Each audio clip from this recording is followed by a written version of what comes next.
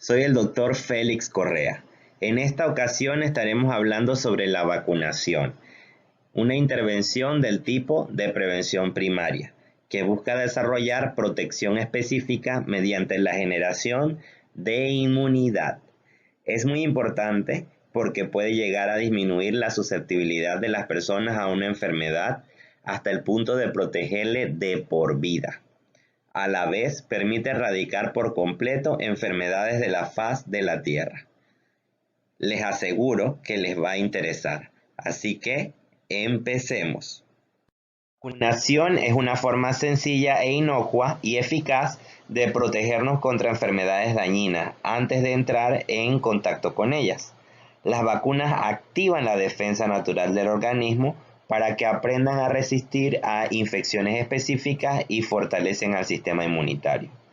Cuando nos vacunamos, nuestro sistema inmunitario produce anticuerpos, como ocurre cuando nos exponemos a una enfermedad, con la única diferencia de que las vacunas contienen solamente microorganismos como virus y bacterias muertos o debilitados y no causan la enfermedad ni complicaciones. La mayoría de las vacunas se inyectan, pero hay de todo tipo, de vía oral y también hasta nebulizadas. La vacunación puede tener varios objetivos dependiendo de la perspectiva en que lo veamos. Desde un enfoque individual, busca disminuir la morbimortalidad, así como la severidad de la enfermedad en las personas que la padezcan. Muchas veces, la inmunidad provocada por las vacunas no evita que la enfermedad alcance a las personas, pero por lo menos disminuye sus efectos, atenuando los riesgos a complicaciones y los desenlaces negativos. Pero como es una intervención de salud pública, sus efectos son más importantes desde una mirada colectiva. En este caso, se verán sus efectos una vez que haya logrado vacunar suficiente población como para lograr controlar la transmisión, eliminar la enfermedad o erradicarla.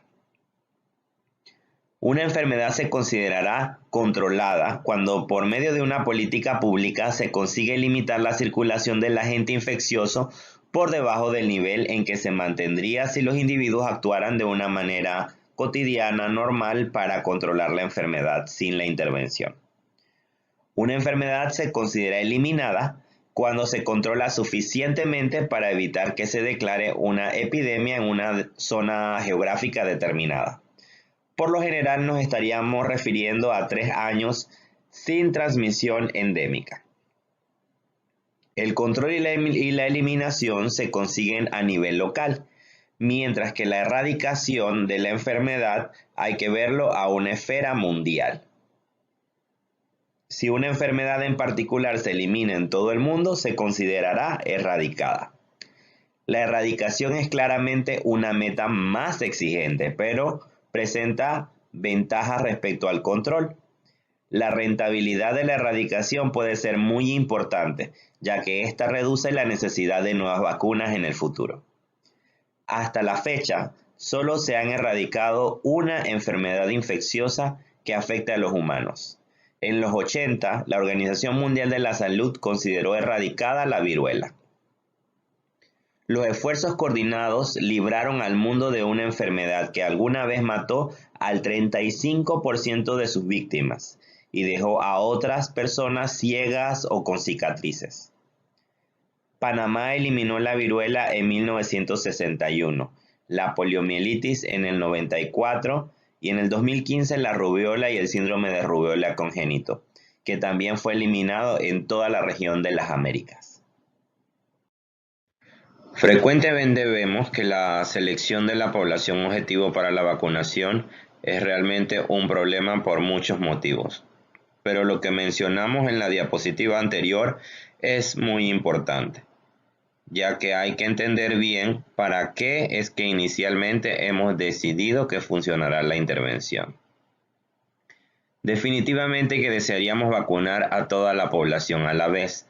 Sin embargo, hay que considerar que por lo general esto no hace falta, ya que hay muchas enfermedades que producen inmunidad permanente, por lo que el efecto será escalonado.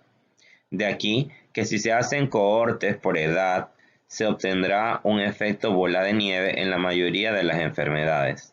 Sin embargo, otras que cuentan con cepas que cambian anualmente y no producen inmunidad permanente son una historia muy distinta. Poder priorizar una población o identificar una población objetivo se vuelve más complejo y hay que tener en cuenta diversos factores. Respecto al grupo poblacional, habría que pensar en la evidencia de seguridad y eficacia en cada uno de los grupos poblacionales que estamos estudiando.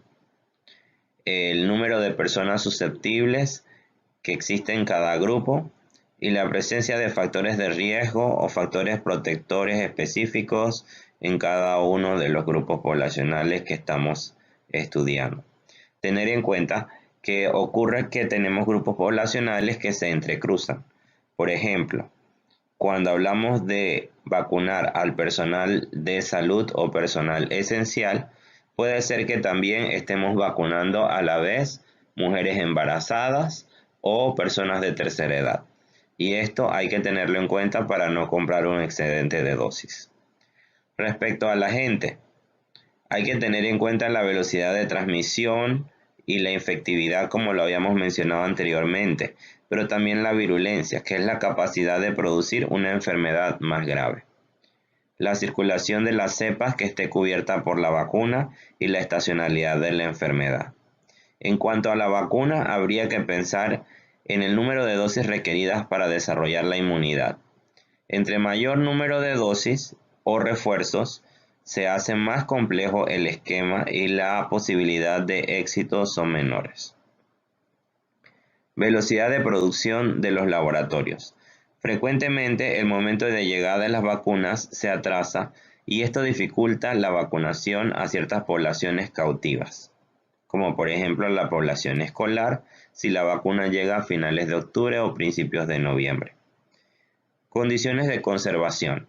En el caso que la vacuna tenga un tiempo de vida media bajo o requiera cuidados especiales para su conservación, se dificultará vacunar muchas personas sin aumentar la merma del producto. Respecto a los servicios de salud, hay que tener en cuenta el presupuesto y la capacidad instalada para desarrollar la estrategia, incluyendo aspectos como la cadena de frío, los recursos humanos, el transporte, etc. También hay que pensar en el tiempo que durará la estrategia. Esto definirá si se debe vacunar a todo el grupo al mismo tiempo o si será gradual. Y la disponibilidad de sistemas de información adecuados que nos permitan segmentar e identificar y hacer trazabilidad de las personas vacunadas. También hay que tener en cuenta la cobertura de los servicios, lo suficientemente amplios para llegar a aquellos que deben ser vacunados el número de veces que sea necesario.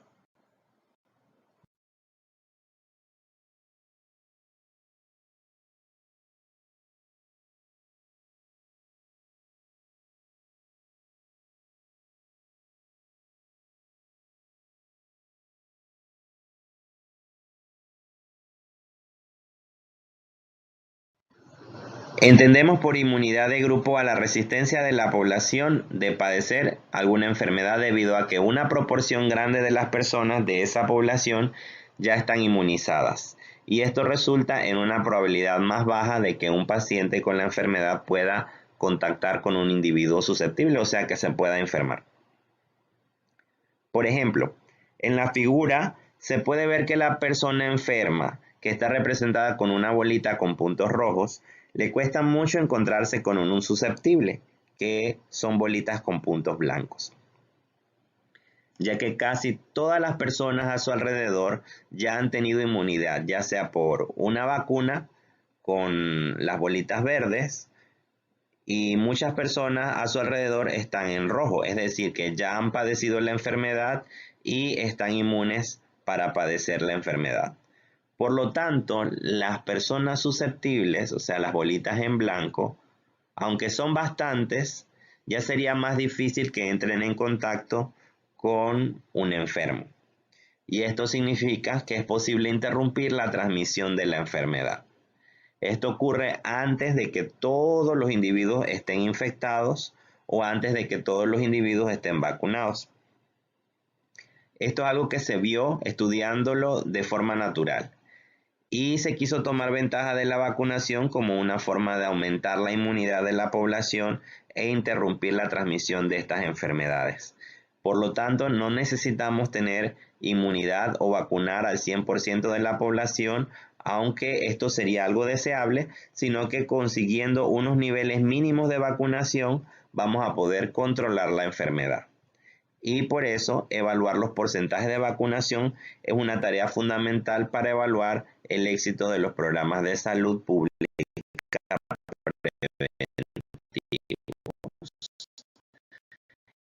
que utilizan esta medida de prevención.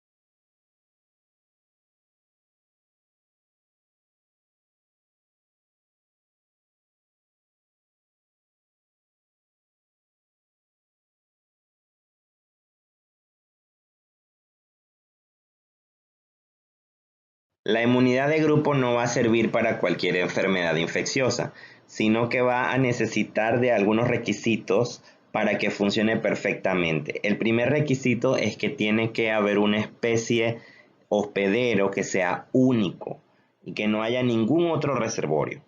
Por ejemplo, para el caso como la gripe, la inmunidad de grupo no va a ser completa, ya que el ser humano no es el único reservorio para el virus de la gripe, sino que hay otras especies que también participan como reservorio. El otro requisito es que la forma de transmisión tiene que ser persona a persona. A veces esta regla es más difícil de entender debido a que algunas enfermedades pueden transmitirse tanto de manera directa, o sea, de persona a persona, como de manera indirecta, o sea, a través de fomites o por vectores. Y por último, que la infección tiene que generar inmunidad permanente a través de la vacuna. Esta regla también es muy importante ya que, como vimos en el esquema anterior, cada persona infectada o vacunada va restándose del grupo de susceptibles. Una inmunidad corta puede hacer muy difícil que este fenómeno se llegue a dar. El éxito de la inmunidad de grupo depende de la proporción de individuos con inmunidad en la población, ya sea porque estos estén o se hayan infectado o vacunado. Existe un nivel mínimo necesario para que haya inmunidad de grupo. Cuando se alcanza ese nivel, la transmisión se va interrumpiendo y la enfermedad se puede llegar a eliminar. El nivel mínimo es diferente para cada enfermedad. Por ejemplo, el sarampión necesita una inmunidad de al menos el 94% de la población. Esto es muy alto y significa que si las coberturas de vacunación empiezan a bajar de ese nivel, personas van a empezar a enfermarse. La parotiditis, por ejemplo, tiene un mínimo de 90% de inmunidad. Entonces entendemos que el nivel mínimo depende de la infectividad. La infectividad es la capacidad de un agente patógeno, ya sea una bacteria o un virus, para invadir un organismo y provocar en él una infección. A mayor infectividad, entonces, mayor nivel mínimo. El caso del sarampión sería un caso especial. Su infectividad es mucho más alta que la parotiditis.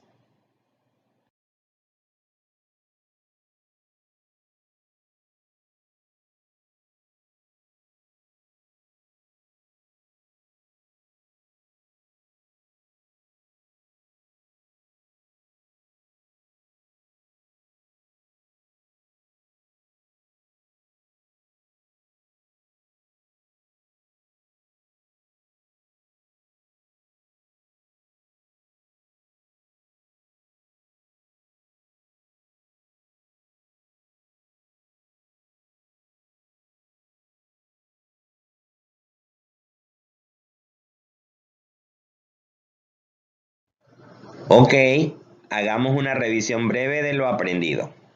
Iniciamos viendo el concepto de vacunación.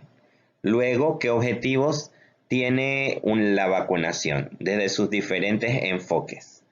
También vimos cómo seleccionar la población objetivo a vacunar y revisamos la inmunidad de grupo para el control de enfermedades. Muy bien. Espero que hayan disfrutado esta clase y también que aprendieran una que otra cosa nueva. Una cosa para no olvidar es que la vacunación es una de las actividades de prevención de la enfermedad más importantes que entran dentro de la prevención primaria, buscando generar protección específica en contra de la gente. Panamá goza como país con uno de los esquemas más amplios de vacunación. Esto significa que tiene un mayor número de biológicos para contrarrestar enfermedades en todo